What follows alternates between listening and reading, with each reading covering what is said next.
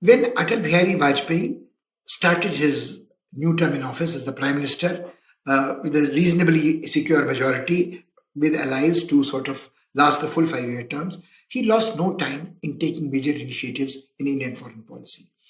Many people have argued that the stable and good relations between India and Pakistan could only be guaranteed when the person at the helm of Indian government would be a leader of an ultra-nationalist party like BJP, who could afford to make concessions without being accused of betraying the country, being a traitor, and at the same time who was dealing with a army general in Pakistan or a strong enough leader who could deliver what he committed. Now, this was a time when Atal Bihari Vajpayee decided to undertake a major peace initiative. With great fanfare, he started a Lahore Yatra. And this Lahore Yatra was fantastic. That he boarded a bus, the Prime Minister of India boarded a bus, traveled in a bus with celebrities like Devanand, the film actor, legendary Mallika Sarabhai, lots of other people who were Javed Akhtar, people who had been arguing for better relationship, people to people, between India and Pakistan. So this bus went to Wagah border and the whole world was watching with bated breath what would happen. He was received at the Wagah border by Nawaz Sharif, the elected Prime Minister of Pakistan, and for a moment it appeared that a breakthrough might be achieved. He went to Lahore and did more than this. In Lahore, he made a Lahore Declaration, and this Lahore Declaration follows up in the spirit of Shimla Summit and said that non-aggression pact would also be signed. There would be responsible behavior on the part of both sides. Now, although the commitment was being made by Nawaz Sharif, who was not entirely the master of his government or his destiny or his nation, but Atal Bihari Vajpayee, the Hindu Nationalist Party, making this gesture, it was not unreasonable to expect that there would be a response from the Pakistani side also.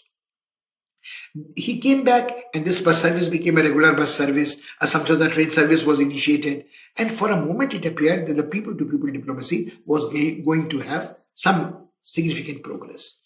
But at the same time, what was wrong was that Advani, also a senior leader of the BJP, made a trip to Pakistan, visited Minar-e-Pakistan, and when they came back, he had a few complimentary things to say about the founder of Pakistan, Muhammad Ali Jinnah. But the moment he did that, he faced the kind of criticism which Atal Bihari Vajpayee had escaped. But then there was always this apprehension that what the Pakistanis were responding was not a genuine spirit.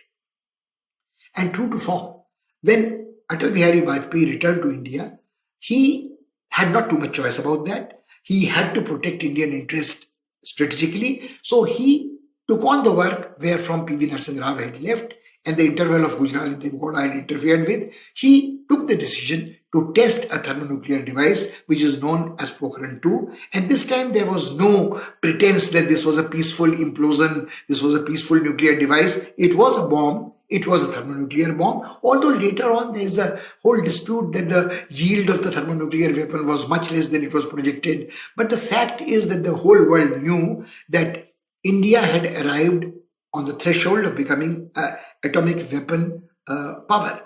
Now, the moment this happened, there were retaliations. The sanctions were imposed against India. It was said it was breaching the Nuclear Non-Proliferation Treaty. And because Pakistan lost no time in exploding another device, so both the countries, India and Pakistan, were announcing to the world that they were now nuclear weapon states. The trouble is that this is the time when Americans started propagating the theory that this is the most explosive place in the world, because the two powers which have fought wars several times were now nuclear weapon states, and the danger of nuclear weapon clash was always there. Now there are two ways of looking at it. In the West, when the Cold War was there, the argument was that there is a theory of deterrence. If the adversary is also having a nuclear weapon, and if you have a strategic nuclear doctrine, so nobody would be embarking on a path for mutually assured destruction. So the deterrence would work and the balance of terror would work. Why should the same argument not apply to the South Asian subcontinent? Why would Pakistan and India not act responsibly despite being nuclear weapons state? This was tested very soon when the Kargil conflict, this Pokhran-2 took place in 1998. And in 1999, the Kargil conflict between India and Pakistan took place. This again, to cut a long story short, Pakistani misadventure. They thought that because they have a nuclear weapon, India would not even dare to launch even a conventional retaliatory attack against them. So they tried to grab at the heights of Siachen as much territory as they could in the Kargil sector. The Indians could not remain indifferent. Now, there are again interesting stories about that. How did India get actionable intelligence? Was the Americans who shared their satellite information with them? Was the Israelis? Was it the Russians? Or was it Indian own people planted on the spot who did that? So there was an immediate retaliation to get the Pakistanis out of this territory. The war was fought bitterly. Interestingly, air power was used. There was lots of life on both parts. It was the highest battlefield in the world till that time, where aircrafts and high-level artillery, high-bore artillery large-bore artillery was used. Bofor's guns acquitted themselves very well. But the Indians succeeded in ensuring that the Pakistanis vacate their outposts where they were. Again, some very interesting disclosures took place. Pakistan kept insisting that this was not Pakistani soldiers. This was local Kashmiri people who were dissatisfied, who had militiamen who had taken these posts. But the material left behind by the people dead and the captured left no doubt that they were Pakistani army personnel who were masquerading as local Kashmiris who were there. So, but in this process, in this Kashmir war, Kargil war, two things came out very clearly. A, that both sides, Pakistan and India, there was an element of nuclear blackmail and threat on the part of Pakistan, but no party ever actually considered using a nuclear weapon. That's number one. Number two, Kargil had come right after the Lahore Declaration, had come right after the Lahore Yatra and the Aman Ki Yatra. So there was a betrayal of sense. But then again, one must raise the issue that Nawaz Sharif was not his own master. The army was plotting the Kargil misadventure even when the Lahore Yatra was on. And the whole set of circumstances in which Parvez Musharraf indulged in his coup and ousted Nawaz Sharif, he is still, till this day, to flash forward, being tried for treason, for subverting the Indian, not the Indians, betraying not only the Indian interest, but betraying the Pakistani constitution. So, Nawaz Sharif did not allow his plane to land. He thought that Parvez Musharraf would carry on a coup, but Parvez Musharraf was backed by the army, he landed, and Nawaz Sharif became the person who had to be persecuted after that. So, this cat and mouse game between an elected Prime Minister of Pakistan and army general in uniform has continued. What happened in Pakistan afterward is a different issue. But the fact remained that India would in future have to deal with the next door neighbor, where it was futile to talk in terms of people-to-people diplomacy. It was futile to talk in terms of commitments, agreements, treaties, etc., as long as the army was not there. Now again, after this Kargil episode, interestingly, Parvez Musharraf has since, being ousted from office, written his memoirs, and he candidly admits that the army and the ISI had been plotting the Kargil even as the Lahore Yatra and the Lahore Declaration were on. Another interesting aspect of Atal Bihari Vajpayee's foreign policy is, again related to Pakistan, this is the Agra Summit.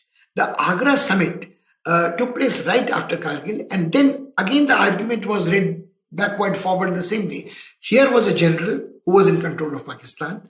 People did not know that he was the villain of Kargil, but they thought that he was now in a position to control the army, control the IS. He was a serving general. And here was Atal Bihari Vajpayee, and both had experienced Kargil, both had experienced Pokhran II and Pakistani retort to that, and both were ready perhaps to talk again. So high hopes, and Parvez Musharraf was identified as a muhajir, a refugee from India to Pakistan. When he came to India, there were moments of nostalgia. He visited his old college, he visited his old ancestral places. And Agra appeared to succeed to a very large extent. But at the last dramatic moment, it failed because Parvez Musharraf was not prepared to exclude Kashmir from whatever was being written in the joint statement, and no joint statement ultimately became possible. At one stage, it was said that he was going to Ajmer Sharif to visit the Dargah and come back, but he cancelled his trip to Dargah, suddenly left after the midnight, and all this happened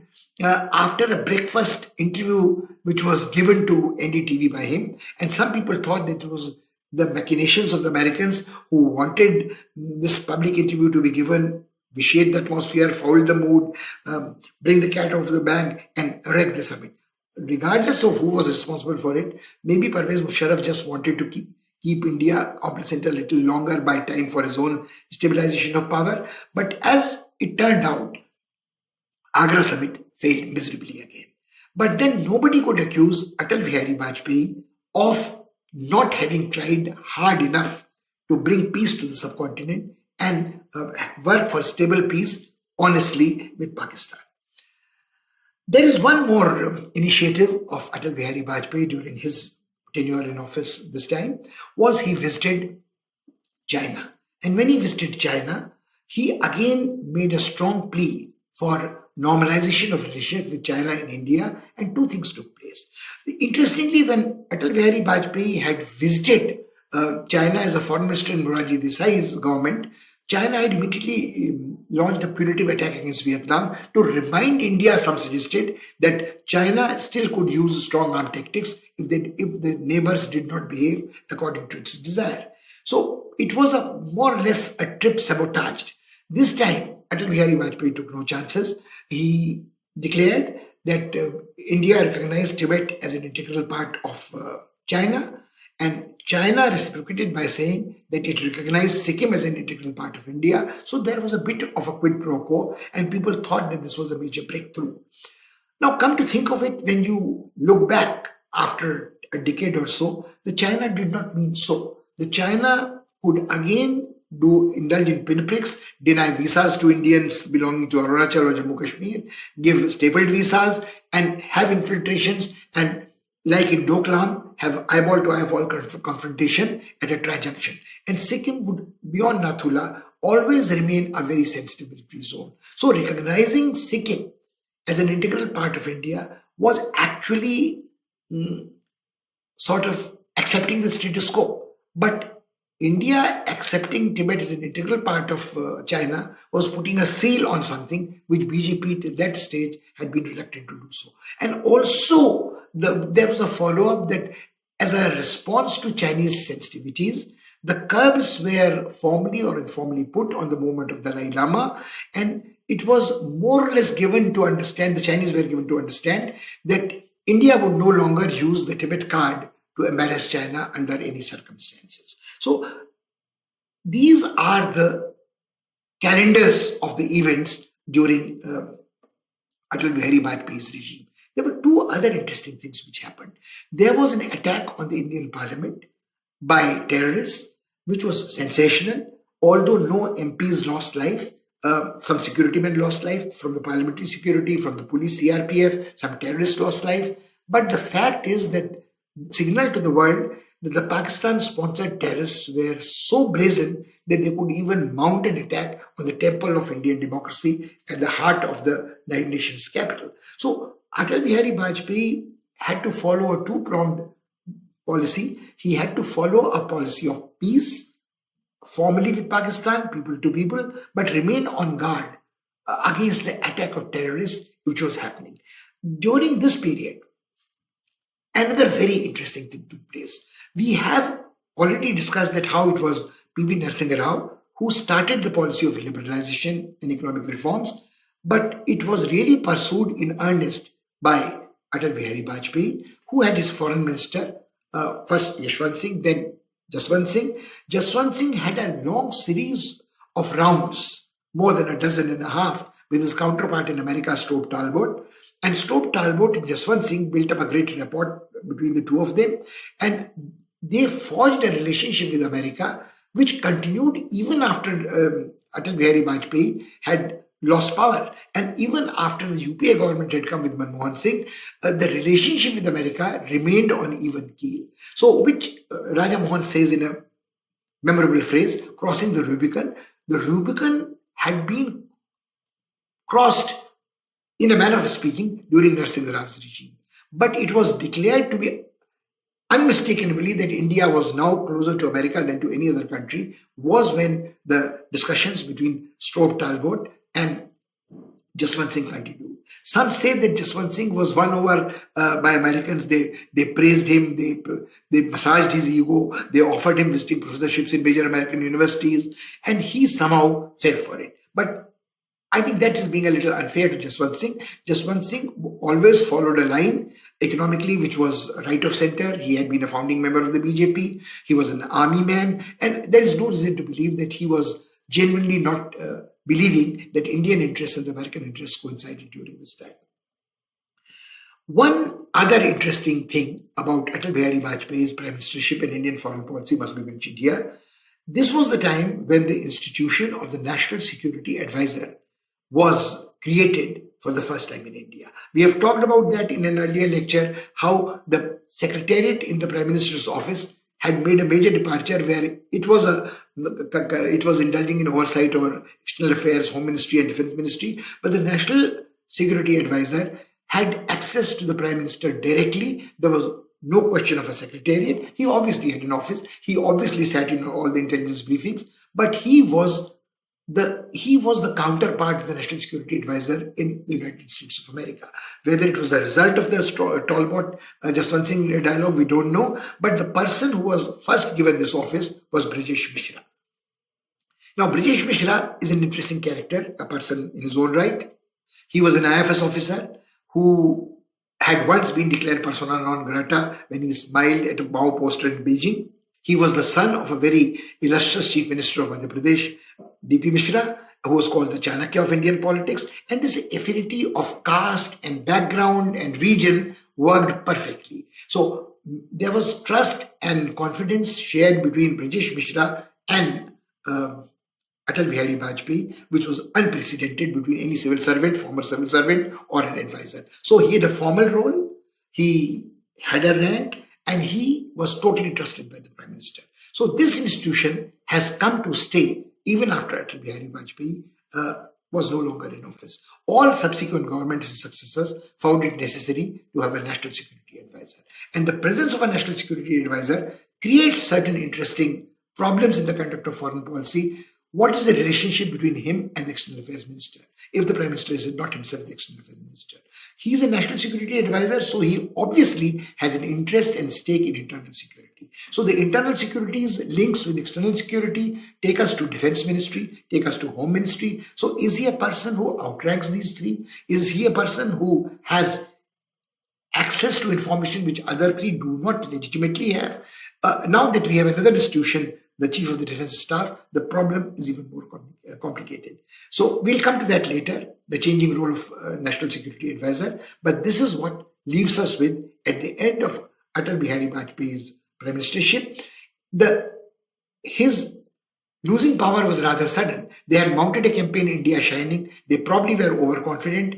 It was a slickly mounted advertising campaign, but when the results came in, they had decisively lost. And Congress party as the single largest party had been returned, and UPA as a coalition government substituted the BJP's NDA government. One or two things remain to be underlined before we proceed any further. It is difficult to answer the question how much more Atal Bihari Vajpayee could have done as a Prime Minister in the sphere of foreign policy than he did.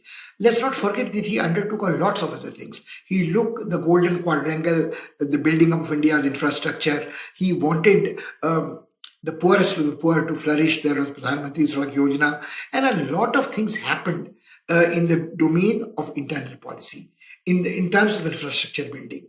So he had to balance his dramatic flourishes in foreign policy with what he was doing internally. The economic progress continued. The economic rate of progress was good. But the point was that age was catching up with Atal Bihari Vajpayee. There were longer and longer gaps between his sentences. He had problem walking, and he probably knew that there was so much more, not much more he could do. So there was one part which probably slowed down towards the end of his term of office, the Indian foreign policy momentum and dynamism. The second problem probably was that handling of terror during this period left a few question marks. There was the Foreign Minister Jaswant Singh, who went out to escort the terrorists who had to be released in exchange of the civilians who had been hijacked. And this again set a very bad precedent, like the other government during Vishwanath Pratap Singh, when Rubaiya Saeed's released by, who's the daughter of the Home Minister, Mr. Saeed Mufti, had created problems. So not yielding to the demands of dangerous terrorists was not entirely adhered to. And this softness in foreign policy, in terms of not foreign policy, but dealing with terrorists, cost a bit of credibility and reputation to BJP in subsequent years to come. But then, to give credit to Mr. Vajpayee, although he had been an external affairs minister, he knew the world enough, he left Yashwant Sinha fairly alone as long as they were external affairs ministers.